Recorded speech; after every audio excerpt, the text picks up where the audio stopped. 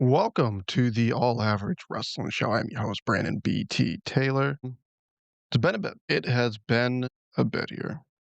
And I don't know, like it's kind of been a hot minute. The chair broke literally like right after the live stream. So that's why I haven't been around lately. Haven't really had anywhere to like fucking sit. Had to wait for the new chair to come in, build it, all that other happy go lucky bullshit. But I'm back. Now, you notice I'm not live here. If you saw the Rumble preview one off of Spotify, we recorded that one quick. Something in there, but kind of took the last few weeks off, Super Bowl and stuff, Patriots, embarrassed and lost there. But we're back. I plan on being live more frequently.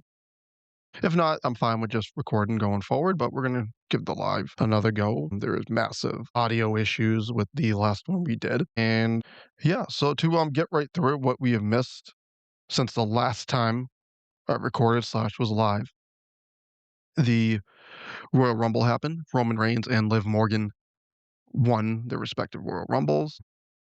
The Brody King fuck ice stuff happened, and Tommaso Ciampa debuted in AEW, won the TNT Championship, and lost the TNT Championship, all in between the last time we were live and now. So let's kind of get into it here, and we're gonna start with the Rumble. I think both Rumble winners were the right choice. Liv, it was time. Like it was time for her to win the Rumble here. Where she goes for Mania, I think they lean towards Stephanie Victor here. I would have had Stephanie drop the title the day after the Rumble, the first Raw after the Rumble against Raquel to set up that match. But it looks like Stephanie and Liv is probably the path they go. And I think the storytelling for WrestleMania involving Liv and mainly the Judgment Day is the implosion and the likely end of the Judgment Day. Like, where do you really go from here with the Judgment Day? Because Finn's in need for a character change. Liv and Dom are now too big for the group. They don't need to be in a group anymore. They can still be together, but they shouldn't be in a group anymore. JD is out, and Finn is in desperate need of something different. The only one the group's kind of really benefiting right now is Raquel and Roxanne, where I think Raquel will be fine on her own, and I think Roxanne should be given the chance to be on her own. So now you go into Mania. What are you doing with Roxanne and Raquel? I don't think they're going to do a title switch of Stephanie before Mania. So I think Liv and Stephanie is a match. I think what you're going to have probably do is maybe Raquel and Roxanne cost Liv the match at WrestleMania. Same kind of way like Dom cost Liv the women's championship match at SummerSlam, or Balor costing Priest. And Balor and Dom, that's collision course for WrestleMania, it feels like. I don't see how that's not the match at Mania. The question is, who's the baby face in this scenario? Because you just reestablished Finn as a legitimate heel on the attack of CM Punk, and there's a chance right there, he could have turned face, but didn't. And then you got Dom, who massive baby face in Mexico, but in the US, still heel, still considered a heel. In this scenario, I would turn Balor face and Liv face. I think Dom can stay a heel and still be associated with Liv, unless you're ending the Liv and Dom pairing at Mania also. But I think WrestleMania should pretty much be what SummerSlam a few years was, and that is a reshuffling / regroup of the Judgment Day going forward. As for the men's Rumble, Roman Reigns, CM Punk is the main event of WrestleMania, hopefully night 2. And with that, I wasn't really sold on that match post Rumble. Then the promo on Raw happened. It might be the only match I'm legitimately sold on heading into Mania that is quote unquote rumored as of right now. The WWE Championship match, I don't have any interest in. If it's going to be a combination of Drew and Cody for like the 800th time. We don't need Drew Cody. Even if you throw Jacob Fatu in there, we don't need it. Braun's likely out of Mania, so you lost Braun and Rollins. Assuming Rollins is cleared, what are you doing with Rollins? Are you just holding him off till after Mania so you can do the Breaker Rollins stuff? I don't really care for Liv versus Stephanie and AJ Becky Lynch too, which is rumored. I think that one you probably should have waited until Mania to do that first match, but it is what it is. You had to do something for Elimination Chamber in Chicago at the United Center. I get it. And then Balor Doms here or there, which is rumored. So out of like all the rumored matches, that's the only one that I'm sold on. And it was a great sell job by Roman. I think Roman legitimately that was his best promo of his career. And it wasn't even I don't think it was close because he didn't have Paul up there. He didn't have Paul talking for him at certain points and times during it. That was 100% Roman. And that just shows the growth of Roman Reigns as a performer, as on the mic. Because this is the same dude that live on Raw said suffer and succotash. And now you can arguably say he outdueled CM Punk on the mic now. Imagine saying that a few years ago. You would have been told you're fucking high. And maybe you are. Maybe you're not. But some people believed in Roman. They believed he can get in that way. But if you ask people a few years ago, he would be sitting there, one of the best on the mic in WWE. They would have laughed at you. So that's right now Hidden Mania. You have the Elimination Chamber qualifying matches. If I'm correct, the qualifiers right now are Randy, Cody, and I want to say Jey Uso.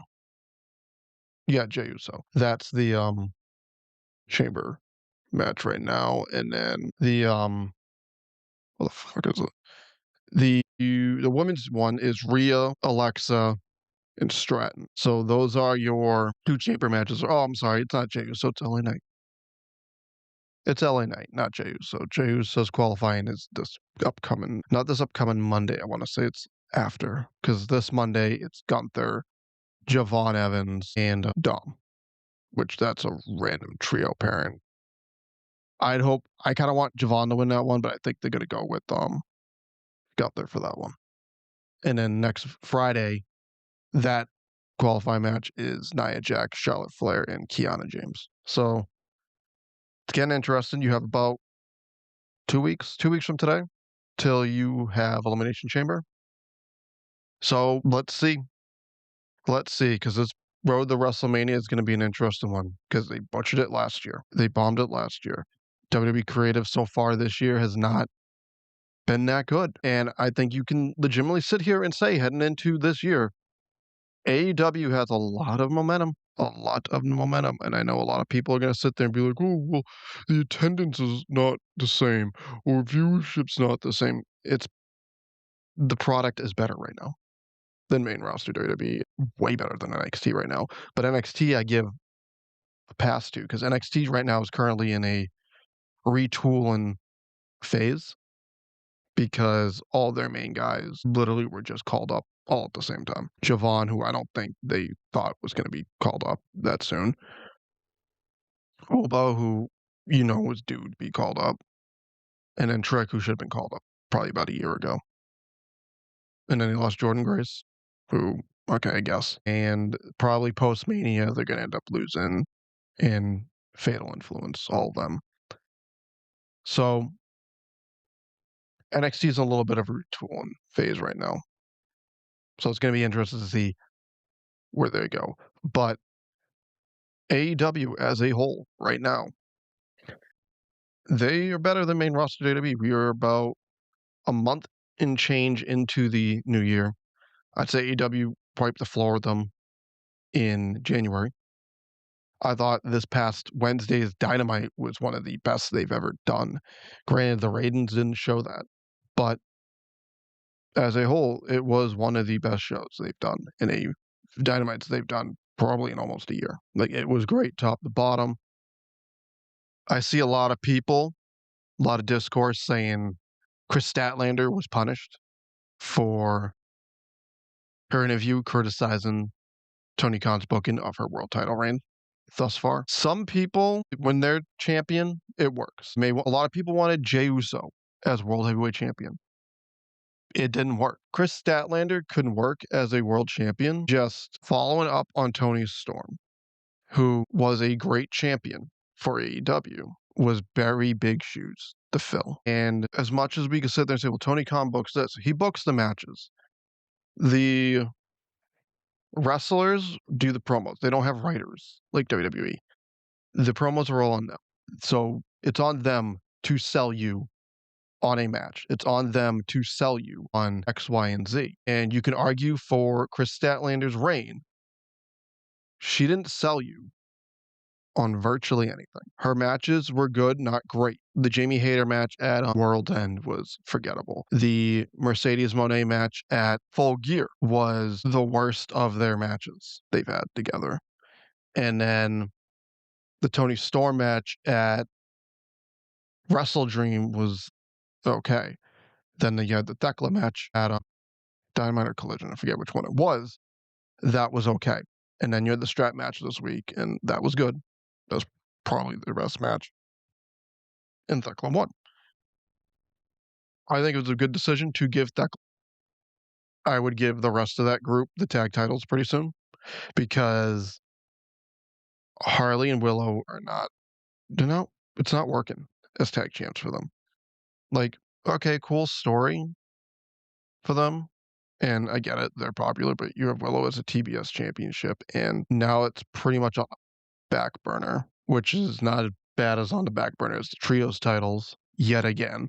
If you, spoiler alert here for Collision, your Revolution main event is going to be MJF versus Hangman Page. I get they had to pivot because of Powerhouse Hobbs going to WWE, but they got to stop with the already champions fighting for another championship because you're diluting a title by doing that.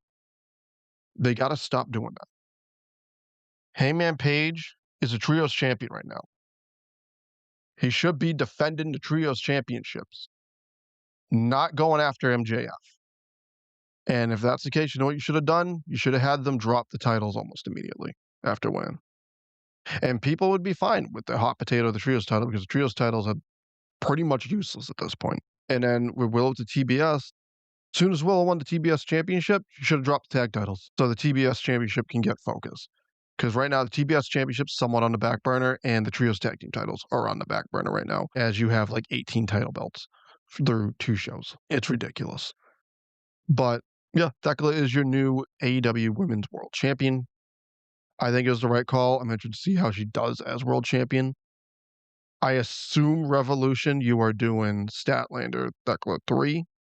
What stipulation you're doing for that one is going to be interesting. Kyle Fletcher became TNT champion, ending Tommaso Ciampa's 11-day reign. I am fine with Ciampa dropping the TNT championship after 11 days because it's a TV title. As you hear, probably listen to us probably Sunday during the DJ and Heel show.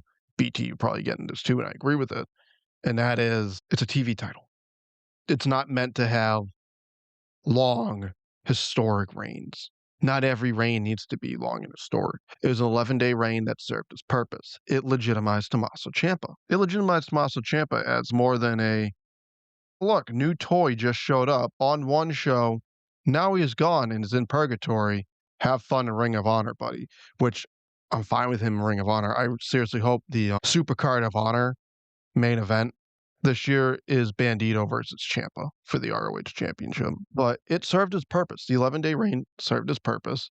Kyle Fletcher needed the TNT title back. He did.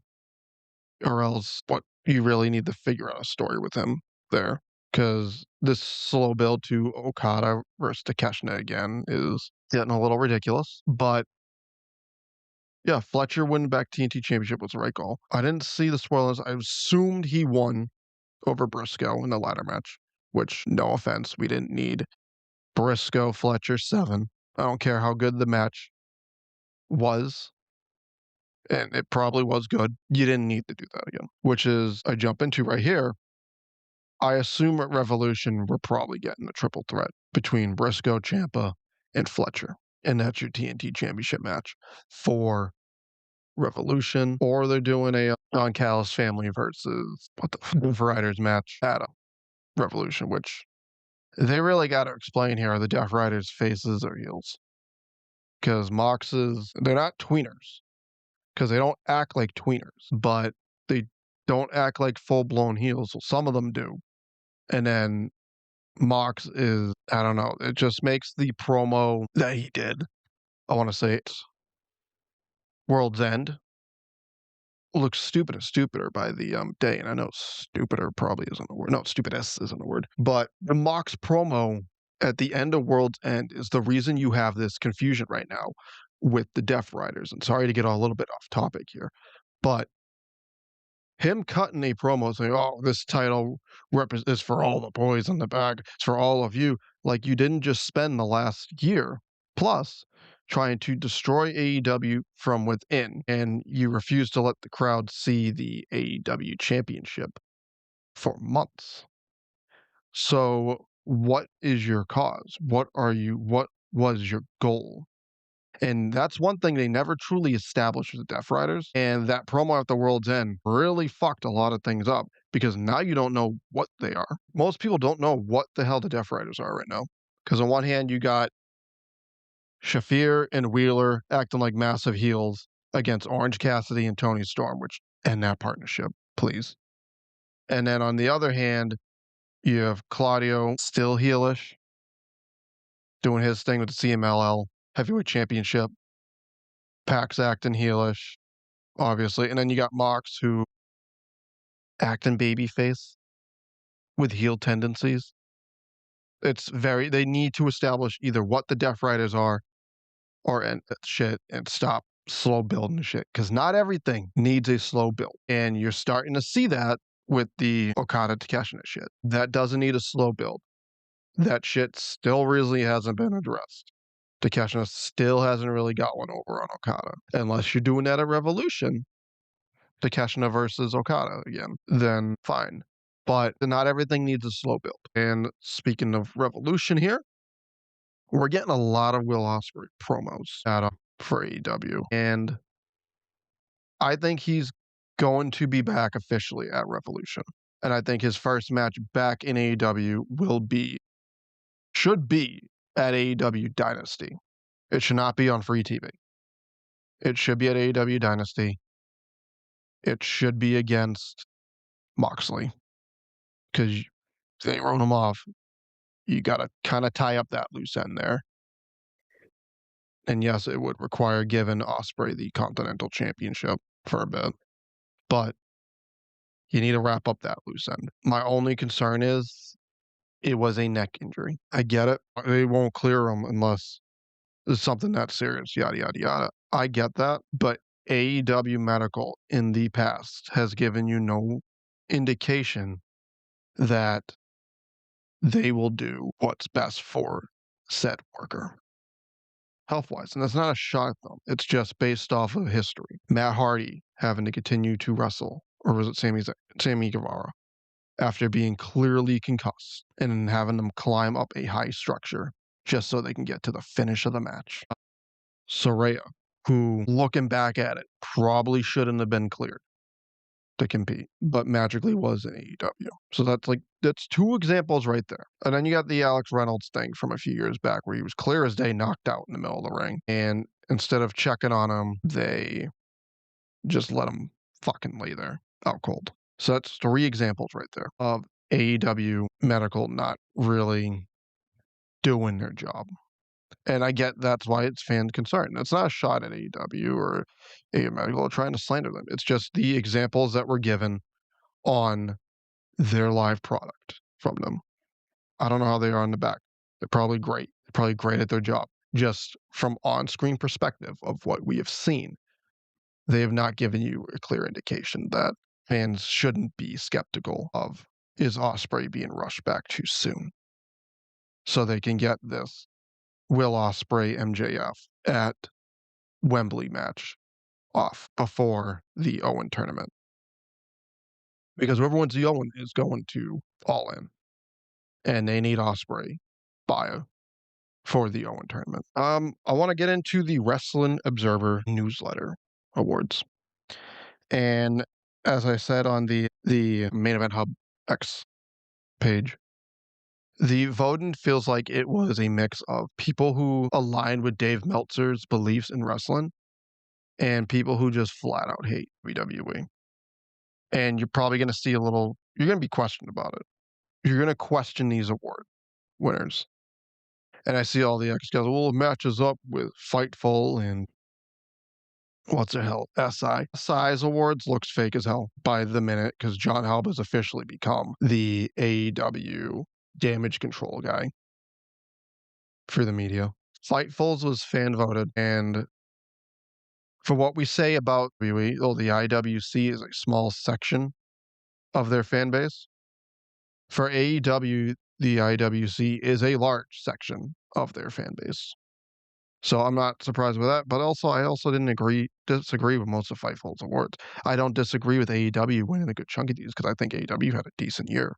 I don't think it was great. I don't think it was good. I thought it was decent.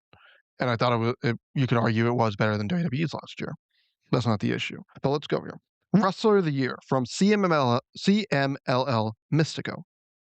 I have no issues there. I would have went Bandito, but I get why he wasn't given the win or why most people didn't view him in that section because of the Jericho feud. I think the Jericho feud played a big factor in a lot of people discrediting him for Wrestler of the Year or Most Outstanding Wrestler of the Year or one of the best or Match of the Year, this, that, and the other because of the Jericho feud and how bad that was. You can go back to the six-sided ring episode when that was a thing and see my rant on that match because that was pathetic. Most Outstanding Wrestler from AEW, Konosuke Takeshita. No disagrees there. Takeshita was actually my runner-up for Wrestler of the Year after Bandito. He had a hell of a year, looked great, won the G1, won the IWGP Heavyweight Championship, had great matches. I'm fine with that. That makes sense. Tag Team of the Year, the Young Bucks. I think in general, for tag team wrestling in 2025, it was a down year. No question about it. It was a down year. People say, well, it probably should have been FTR. I don't think FTR was a Tag Team of the Year last year. I don't think Tag Team of the Year was in WWE. The only argument may have been like someone from New Japan, maybe. But the Bucks winning Tag Team of the Year, I'm okay with. I actually agree with. I would go with them just because they had the most interesting year. They had the EVP stuff when they returned. They had the great match with Ospreay and Swerve at All In Texas. They had the We're Broke Bucks gimmick, which was fun, and they still put on good quality matches. Like it wasn't like, oh, Bucks are out, stinker. They still had good quality matches. Yes, they didn't win a championship last year. If I'm correct, they didn't win the tag titles last year, but they were still good. I probably would have went Brodito as Tag Team of the Year just by default because they were good. But the Bucks win Tag Team of the Year isn't as egregious as people are going out to be. They had a solid year, and that's probably all you needed for Tag Team of the Year because it was a down year for tag team wrestling across the board. So no issues with the Bucks winning that. Best on Interview, Hangman Page. This is where I disagree. I don't think Hangman Page was the best on interviews. He wasn't. If you're going the year before, where he was completely unhinged and was cutting, arguably one of his best promos was a online clip from Post Collision on Swerve Strickland and why he turned his back on the fans, why he is pretty much changed completely. He explained it to you, and it was a great promo. Fans still cheered for Swerve Strickland after everything Swerve Strickland did to Page. Broke into his house, threw a shirt on his child, which that gets ignored a lot. And he was just killing it not a year ago, 2024, when he was explaining, hey, this is why I'm this way now. Because you guys glorified and cheered that man who did all that terrible stuff to me, and you guys applaud. I get it. He was the best on interviews probably in 2024, and that's when he should have probably won it. But for this year, and the best on interviews is pretty much, I don't know why it's viewed this way, it's really the best on promo, best on the mic. That's practically what it is. I don't think Hangman last year was the best promo guy in all of wrestling. I give that to CM Punk. I give it to CM Punk for that one. Punk was easily the best promo of last year. And I think that one may be by default too. Who knows? But I think Punk was the best. MGF wasn't around enough last year until really the latter half for anyone to sit there and say, well, it's MJF. Because normally it's MJF any given year. He is the best on the mic. But for last year, you gotta go CM Punk for that one. Promotion of the year, CMLL. I agree. I believe it's one of the two Mexico promotions, CMLL or AAA. I think both had good years. Both showed probably the most growth out of any promotion. I don't think AEW was good enough for promotion of the year. I know WWE was not good enough for promotion of the year last year. Don't get me started on TNA. So your other choices were New Japan, which Noah, no. Stardom, maybe, but the fan base isn't, it's niche. That's for the voters and stuff. I get it. And then the European promotions and stuff, they're not even in the conversation. So I'm fine with CML win promotion of the year. It makes sense. It's either them or AAA. They showed the most growth last year between those two. No issues there. I have no issues with that one either. No issues. Because I think it was either that or Raw. I don't think NXT was a good show last year. As much as people want to overrate NXT, no one gives a shit about power. Impact Wrestling. So it's really Dynamite and Raw. And there's been a lot of Monday nights where 2.5 hour show feels like a chore. And I granted AEW its points last year, it felt like a chore. But the tiebreaker I go to is which stretch of their best was better. And that was AEW's stress. April from the Boston show where the Ops won the trios title to All In, which is about almost a 3-month time span there, was their best stretch of television. If we want to go a little bit shorter, it would be it would be the first Dynamite after Double or Nothing to the All in Texas. That was their best stretch of television. And that stretch of television, you can argue, was better than Raw's best stretch of television, which you could probably argue was from like the build up to SummerSlam, maybe, or post SummerSlam. That was probably their best stretch. So I give it to AEW Dynamite just because they had the best stretch of any of the weekly television shows of last year. Next award, match of the year, Kenny Omega versus Gabe Kidd at Wrestle Dynasty. Not saying it wasn't a good match, but the voting results here show why you have voters that's mainly fuck WWE. The fact that AJ Styles versus John Cena or Cody Rhodes versus John Cena was not in the top 5, I don't even think got a vote, is insane. Hangman Mox was not, I think they finished in the top 5. That was not a match that should have been, that was not a top 5 match of the year. Great moment. Great moment. Not a great match. I had Takeshita versus Bandito for the ROH Championship as the match of the year. That finished runner-up, if I'm correct. Not saying this match was bad. It was a really good match. I don't think it was the best. I don't think it was top 3. My top matches of last year was Bandito Takeshita for the ROH Championship, which if you haven't seen it, it's probably on YouTube already. Go check it the fuck out. That was a great match. Runner-up, I'd give it to Cody versus Cena. I thought Cody versus Cena was Cena's best match on his retirement tour, and that match makes me hate their WrestleMania match so much fucking more. It's clear that was not the best that they could do. SummerSlam was great. It was amazing. It was a really good match because you also didn't know who was going to win. that one. With the AJ Styles match, you kind of knew Cena wasn't losing that match. But that SummerSlam match had a hint of unpredictability in there because, okay, does Cena beat Cody for a second time? And do we continue on with Cena as the WWE Championship heading towards December? So I go with that as number two.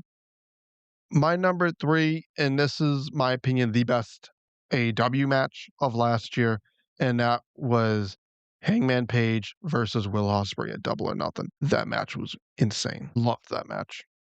That's my number three. Number four was Cena versus Styles, and then my number five was Gabe Kidd versus Kenny Omega for the not for anything, but yeah, I had that as top five. I don't think it was number one. I don't think it's egregious. I just don't have it in my top three of last year. I don't think it was number one.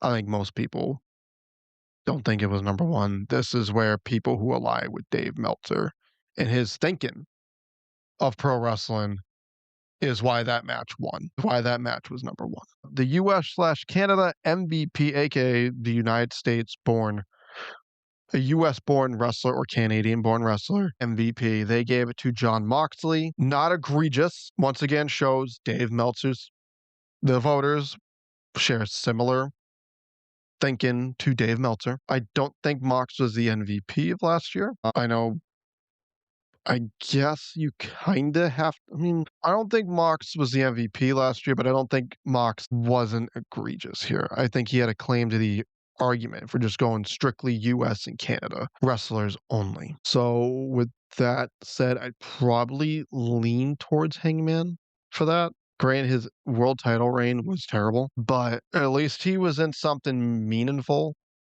for majority of the year. Punk was locked into the Seth Rollins and the Vision Vortex for literally all last year.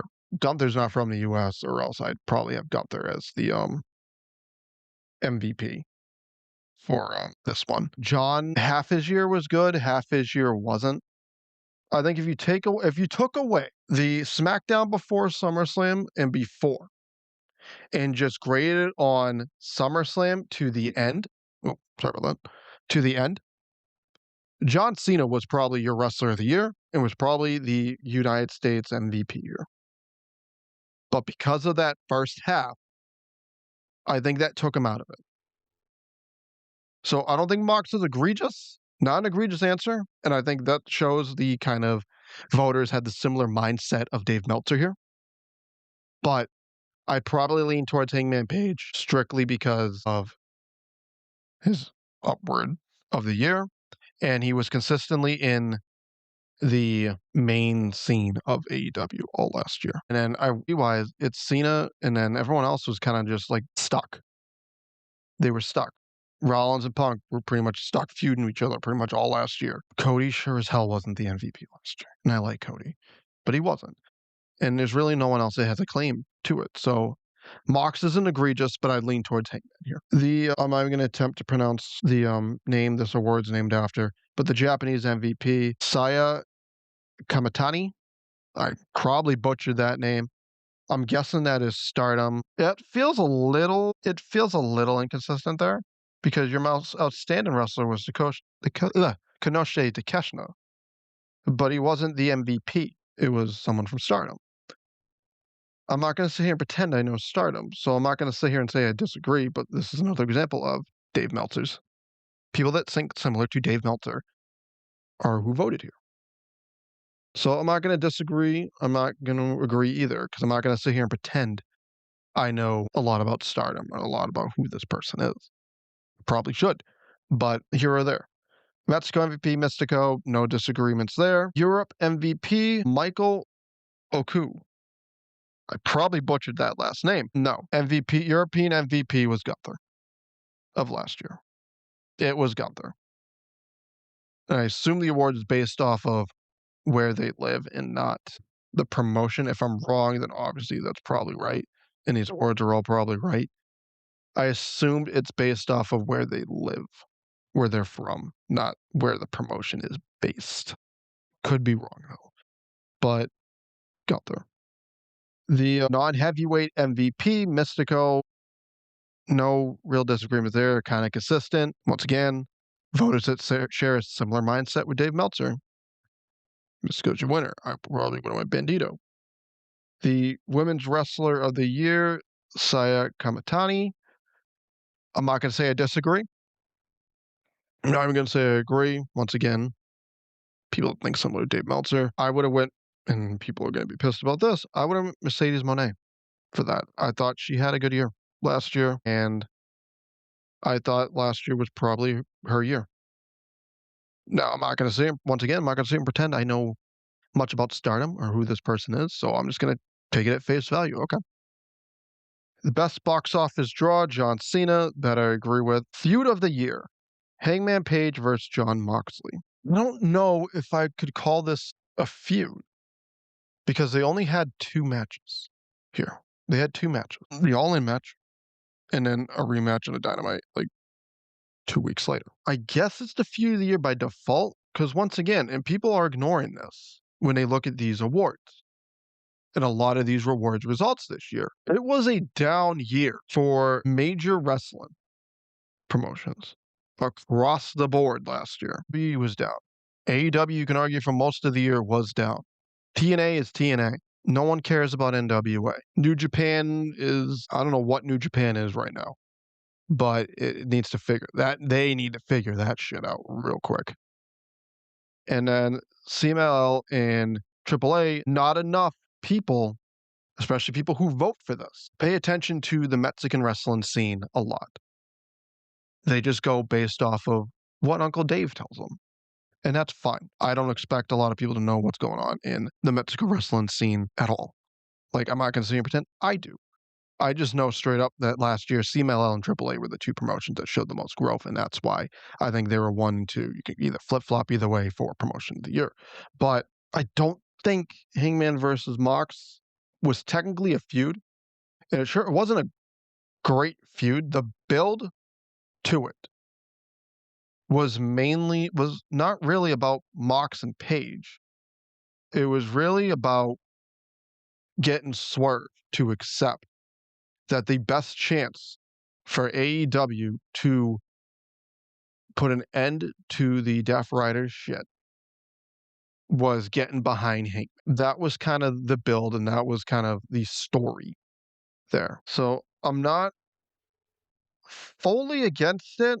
I just don't think it wasn't, I don't know. The feud between Hangman and Mox wasn't really about Hangman and Mox, if you get what I'm saying.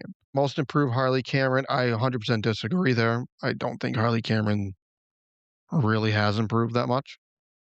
The most improved by far was Raquel Rodriguez. It was Raquel Rodriguez, and this is where you got a mix of people who think like Dave Meltzer and people who just flat out hate WWE.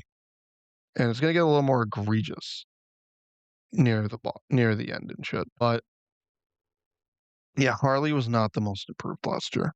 I don't even think she was the most improved on AEW last year. I think the most improved through AEW has to be what's the fuck? Now I'm drawing a blank, but it's not Harley Cameron. I'm drawing a blank here because I just had the name in my head. It was Fletcher. Fletcher was the most improved. Fletcher won TNT Championship. He elevated himself last year. Yes, he was good, but he took it to a new level last year.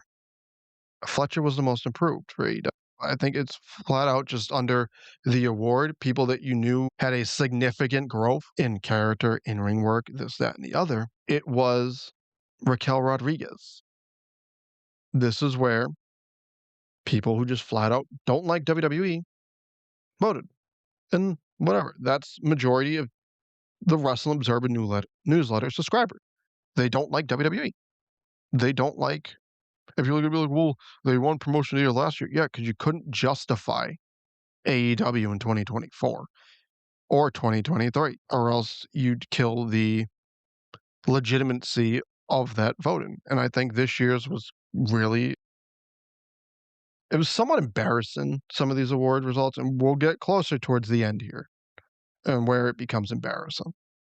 But next we have most charismatic, John Cena. I mean, no, Even with being around only half the year, I'd still go MJF here. The Bryan Danielson Award / Best Technical Wrestler of the Year, Zack Sabre Jr. No disagreements there. Best Brawler, Jon Moxley. Depends. Do we consider Gunther a brawler?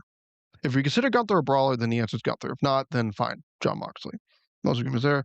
Best Flying Wrestler, Mascara Dorada. No disagreements there. I know a lot of people probably be like, well, Javon Evans. Dorada's good, people. It's probably him. Most overrated, Jey Uso. I guess, yeah, by default, because that world title reign was terrible.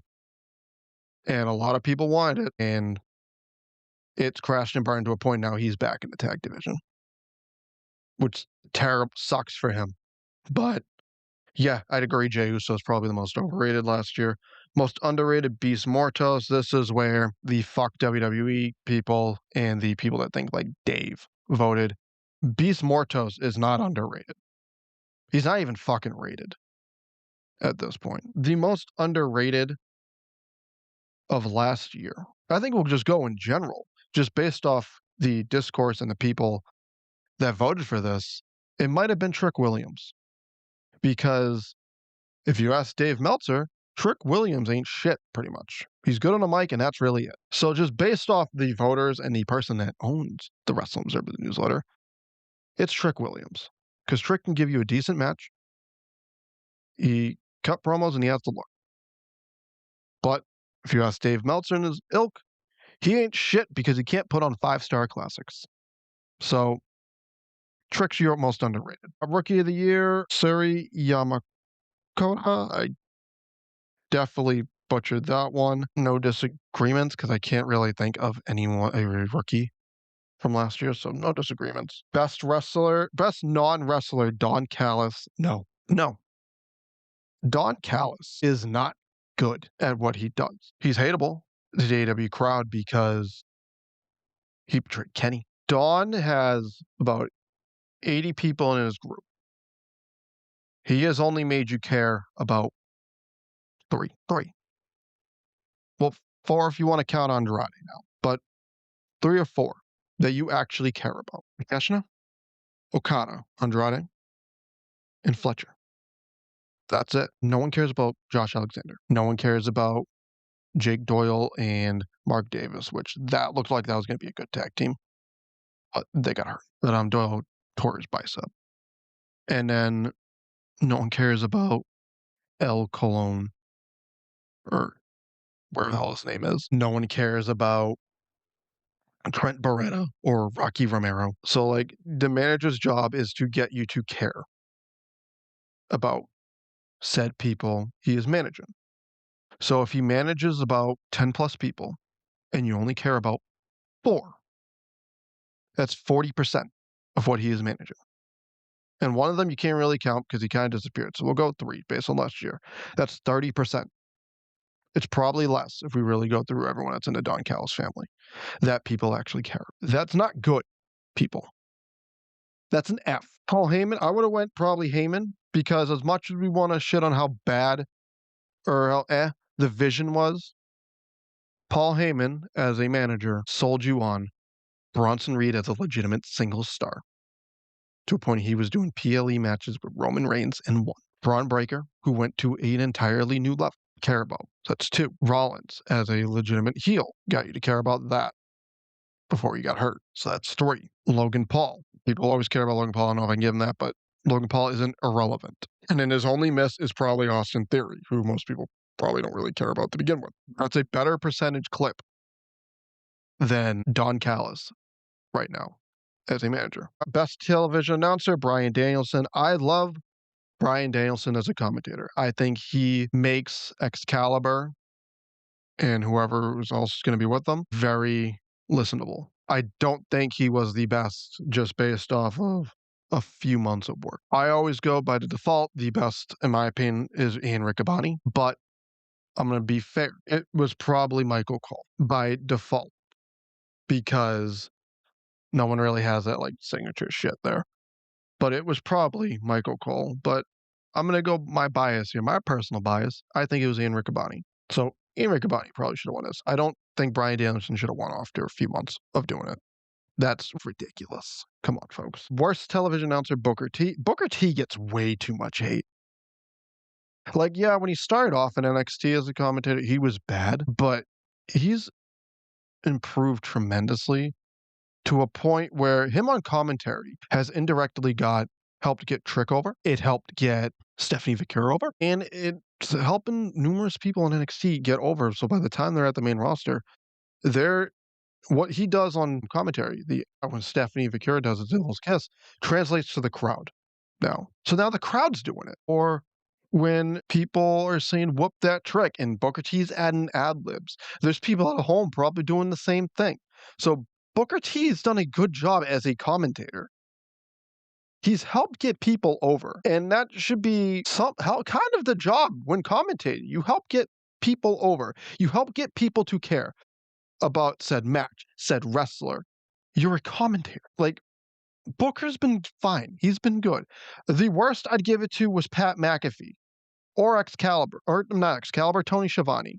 But I lean towards Pat McAfee for the reason why he literally couldn't last. And when he returned, he sounded like someone that did not keep up with the product last year when he returned. It was not as good as the first go around between him and Cole. It just wasn't. I'd go Pat McAfee is the worst television announcer. You can easily convince me on Tony Schiavone because I do not believe Tony Schiavone should be a full-time commentator. I think he's great as an interviewer in the ring, but as a commentator, he's not good. And you could honestly, much people don't want to admit this, he probably never was good at commentary. Best major wrestling show, all in Texas. I don't hate it, but I don't agree with it. I gave it to AEW Double or Nothing. That show was amazing.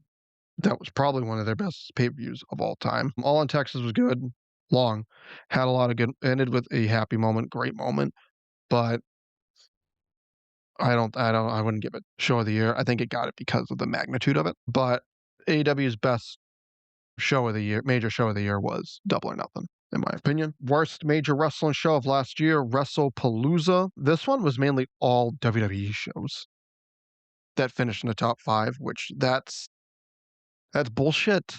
That is bullshit. I do agree WrestlePalooza was the worst of last year, but how AEW Revolution last year, which was fucking horrendous, didn't finish runner up is a joke. So like every negative award is well, it's WWE. WWE pretty much won every negative award. Worst television show, WWE NXT. I think NXT was a bottom three show last year, along with Collision and TNA. I would have went Collision or TNA here. Probably lean towards Collision because Collision was practically irrelevant for most of last year. And TNA, obviously, TNA just can't get out of their fucking way. Most disgusting promotional tactic, WWE bringing back Brock Lesnar. I don't even think that's a promotional tactic, though.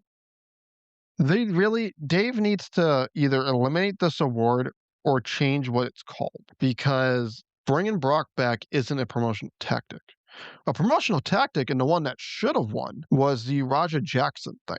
How the fuck that didn't win is an embarrassment on this award. It's an embarrassment on the Wrestling Observer newsletter, and it's a reflection on the people that sit there and subscribe or follow the Wrestling Observer newsletter or Dave Meltzer because Raja Jackson legitimately almost killed a man in the fucking ring because of a disagreement over a planted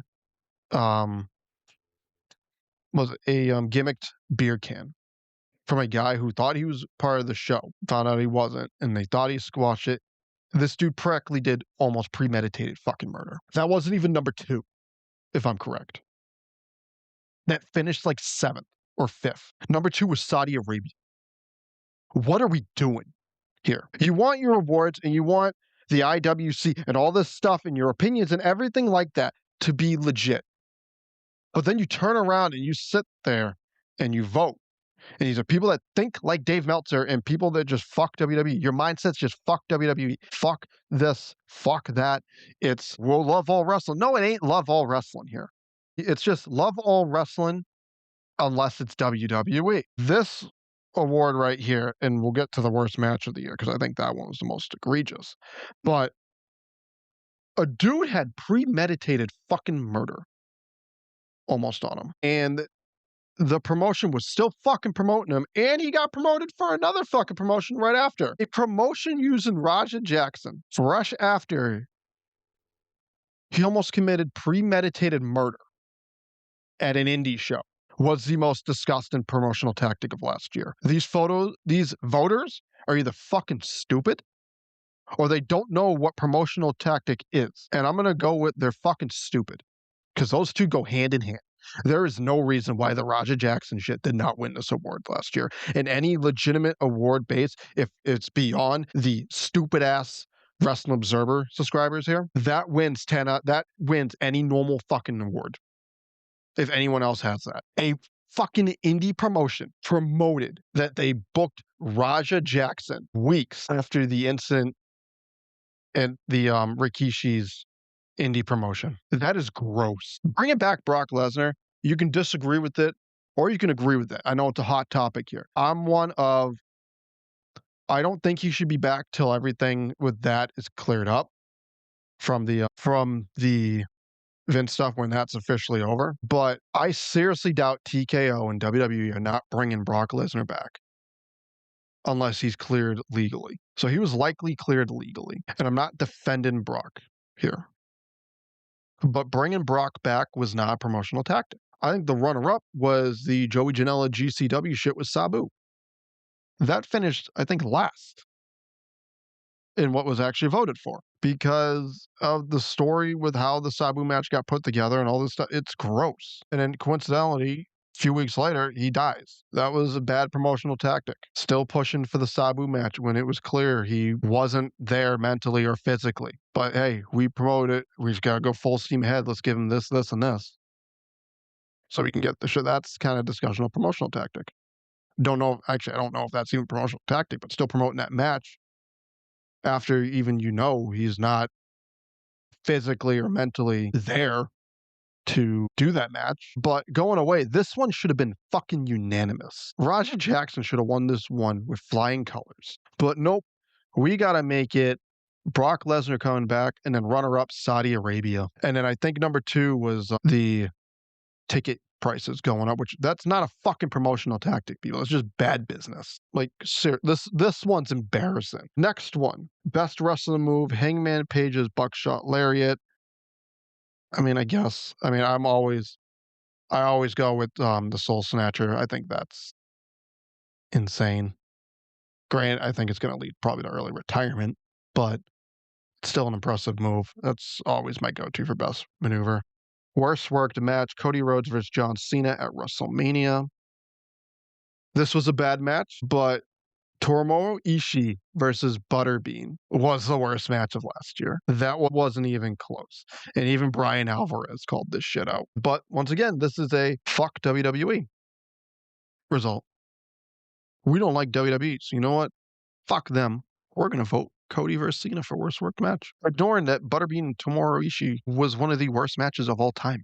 Even Dave said it was one of the worst matches he's ever seen.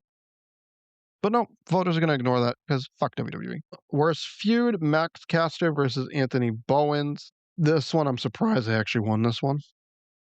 I would have thought they would have went with Cena versus Orton or Cena versus Cody or Brock and Cena. This was the worst feud last year. I think anything Anthony Bowens kind of did last year was not good, which is shocking because I thought Anthony Bowens was going to really break out when the Acclaim broke up, but he just didn't get over with people. Max Caster, to a degree, did, but he was kind of just a jobber. But like at this point, I mean, it looks clear they're probably going to put them back together, but both their singles runs were absolutely atrocious. You know what? Just some people are singles wrestlers. Some people are just tag team wrestlers, and those two are just tag team wrestlers at the end of the day. Worst promotion of the year. This once again goes to a fuck WWE award. WWE won worst promotion of the year. I don't know how. I don't know how when NWA and TNA exists. My legit opinion, I believe it's NWA. It's always NWA until they can figure their shit out.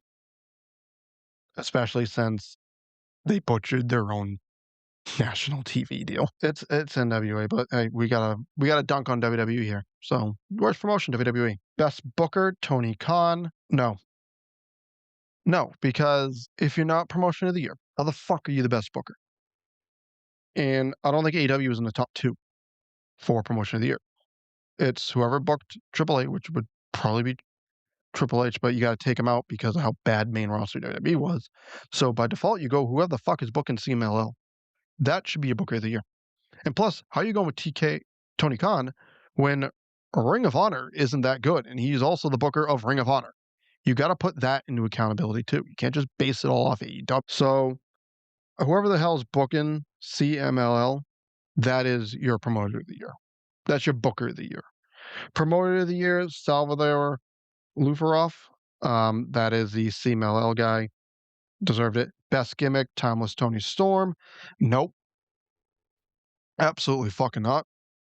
The Timeless Tony Storm shit has ran its course a long time ago. It's not even close to what it originally was anymore. It's now just we're just gonna say sexual shit to get a cheap pop. That's legit all it is now. It's not really. It's a comedy gimmick. It's funny to some. Not really funny to me this time when you're doing it legit every fucking week. We need to do a sexual reference just so we can get laughs, we can get pops. And I'll be like, well, DX Attitude Era. That was DX from the jump. They were pushing the envelope. That wasn't Timeless Tony Storm from the jump. Timeless Tony Storm became heavily reliant on sexual references around the Mariah May stuff. And then post Mariah May, she really fucking leaned into it. So that wasn't what Timeless Tony Storm originally was. Now it's just, we need to get a pop, so we're going to say something over the top sexual. She's not the best gimmick. It's not. It's probably the most overrated gimmick, but it's not the best. The best gimmick I'd give to El Grande Americano, the Ludwig Kaiser version, because from that gimmick originally was MAGA character. As we can admit it, it was a MAGA character. Gulf of America, playing people of a American wrestler playing a Mexican luchador, being from the Gulf of America, all while y'all promoting Triple H shaking hands with Trump and stuff. And not to get overly political here, but that character was a MAGA character. It was for a certain demographic. There. Chad Gable gets injured. Ludwig Kaiser comes in, and Ludwig Kaiser has took that gimmick and turned it into something completely different and is absolutely killing it. And when they do the Max versus Mask match, Kaiser's version should win, not Gable's. It's legit taking all the MAGA stuff out of it, and he is legit ran with it. Granted, not in the US, but in AAA, killed it. When they did the Fatal 4-Way match between Dom, Vikingo, I want to say Dragon Lee, and El Grande Americano. El Grande Americano came out looking like a major star. So what Ludwig Kaiser did with the El Grande Americano gimmick and turned it into his own and pretty much ran with it, that's the gimmick of the year, in my opinion. The El Grande Americano Ludwig Kaiser version. Worst gimmick of the year, heel Cena, I agree. That I 100% agree with that one. That was the worst gimmick of last year. That is your Wrestling Observer Newsletter Awards. Once again, mixed between people who think like Dave, which is fine. That's why you subscribe to the Wrestling Observer Newsletter, and people who just want to dunk on WWE. And that's what it was. So that is it for this week. I'll either be live or recorded again next week or later this week. Check out the DJ in Heel show live on X, Facebook, all our socials besides YouTube and X. Follow us on TikTok, Facebook, X, Spotify, Apple Music, well, Apple Podcasts, technically, Rumble, Twitch, and Kick. And yeah, check out them. I should be back at some point with a sports show to do during the off season of the Shots Fired, which as of right now, I think is confirmed we are coming back in August. But I think the boys want to do a show at least once a month till the return. I can sit here and confirm the NFL live draft discussion show will be back in April.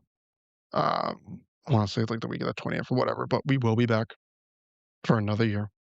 This is seven, year seven, yeah, because we started in 2020 during the pandemic. So this is year seven of this. It's one of my favorite um, live shows I do every year. You will see people from sometimes we get people that have never been live, never been on live before that will come on. And you know what? They find out they like it and boom, they're with us going forward. They do some lives here and there. That's how, if I'm correct, that's how Reyes got started. Was he jumped on the NFL Draft Live show, and since then he's been a big part of Shots Fired. So yeah, NFL Draft Live show will be back in April for a seventh year. I am Brandon BT Taylor, not the heel that you see on I'm DJ and the heel, and I am signing off. See you soon if I can find this fucking mouse. See you soon.